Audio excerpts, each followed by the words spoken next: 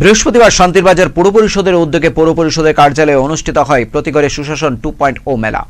প্রদীপ প্রজ্বলনের মধ্য দিয়ে শুভ সূচনা করেন মন্ত্রী শুক্লাচরণ নোয়াতিয়া। উপস্থিত ছিলেন শান্তিরবাজার মহকুমা শাসক অভেদানন্দ বৈদ্য, ডিসিএম প্রীতম সরকার, পৌর পরিষদের চেয়ারম্যান স্বপ্না বৈদ্য সহ অন্যান্যরা।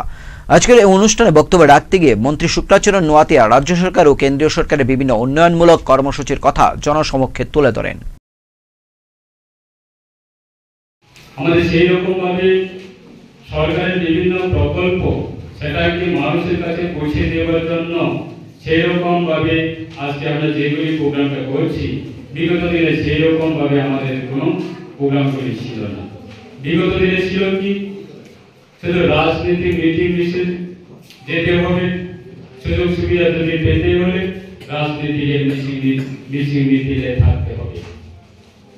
প্রায় 1 বছরে 365 দিনে আমাদের সুস্থ বয়সের মধ্যে আমরা যখন অবজার্ভ করি, আমার সুস্থ বয়সে আমি এই রাজনৈতিক জীবনে আমি বিগত দিনের এবং আজকের দিনে বা বর্তমান যুগে এবং বিগত যুগ অতীত যুগের যদি আমরা তুলনা করি, আমাদের রাজ্যের অবস্থা প্রায় 1 বছরে 365 দিনে মানুষ 365 দিন রাজনীতির মিটিং যেতে হতো এবং করতে হতো।